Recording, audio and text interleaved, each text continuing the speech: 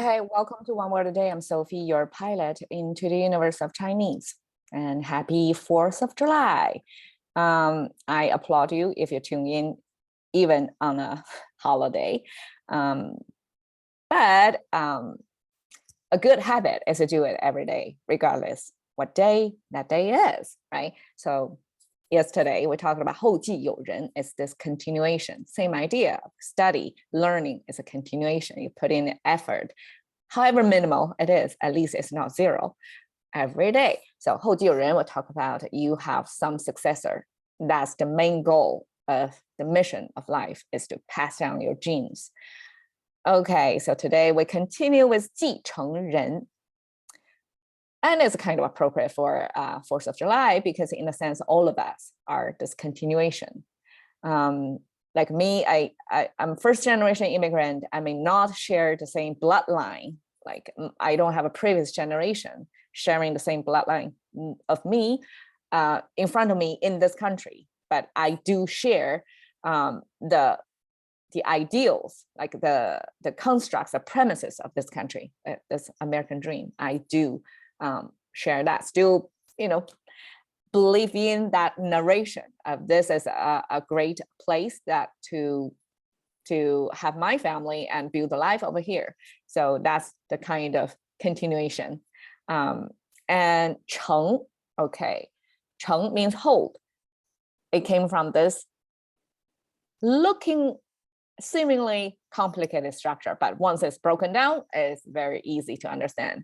So we have this 3-finger hand with the wrist at here. You can see here visually, right? Even if it's abstract, you can see here is a hand, it's another hand, and at the bottom is a 5-finger hand. So sometimes we do use 5 fingers to express a hand.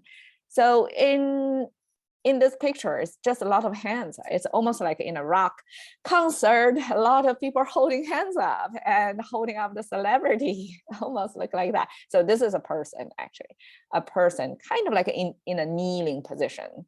So it's like people holding this weight of this person up. So together, unifiedly, like people collectively, like holding something.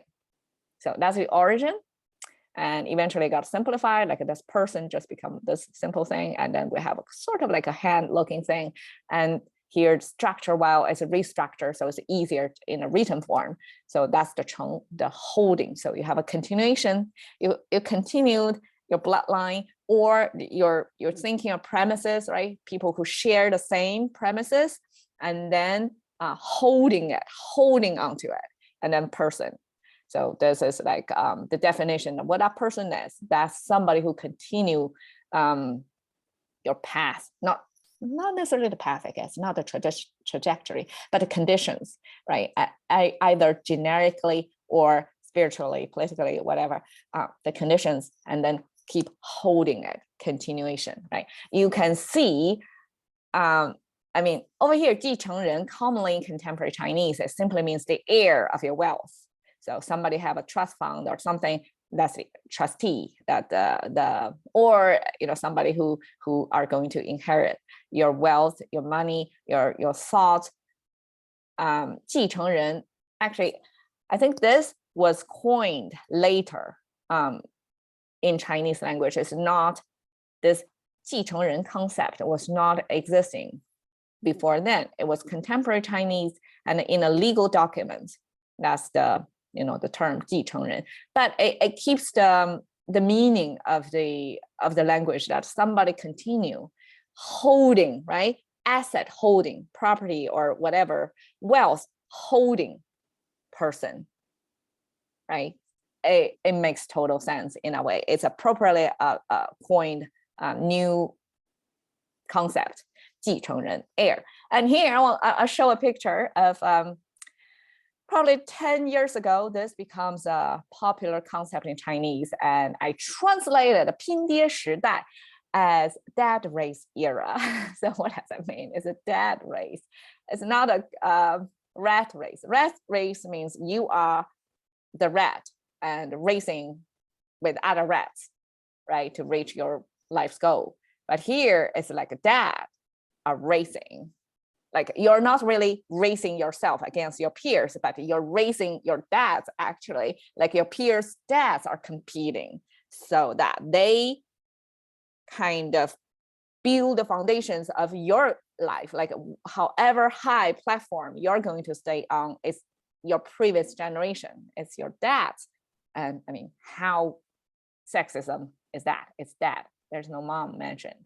It's your dad, who your dad is.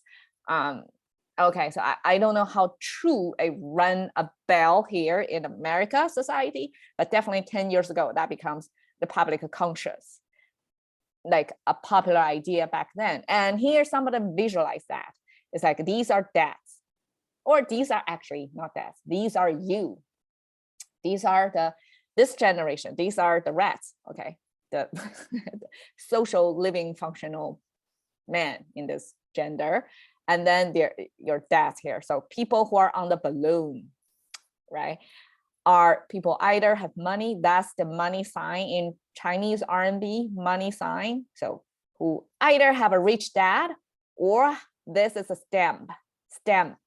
So it's like whoever can do the stamping thing. Stamping means power. Like you are the one who can make the decision to say go or no. So that's the kind of, it's a powerful dad. So either have rich dad or powerful dad. Otherwise you're screwed. Okay, so other people can just fly over you. They may not work as hard. They may not be as smart, or whatever. Like their self-motivated conditions may not be as good as you, but you have a heavy load because you don't have a dad like that. You have to be on your own foot, climb the hill, do the rat race on your own legs. And here the two letters read 奋斗. That's you have to work hard.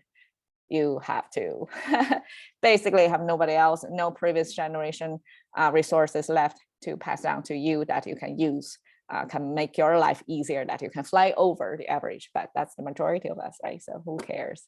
Yeah, I mean, those are rare cases, I guess, and they may or may not have a good life, right? There's no happiness guarantee or life guarantee. And this actually is a good training. You weight lifting all the time. That makes you a stronger person, isn't it? So do you want to be the dad that have this or this in your generation, so that your next generation can sort of fly with you? Right? Okay. So anyways, we are all heir to this great nation. So happy birthday, America. Cash into the currency of thinking by one word a day with Sophie. See you another day.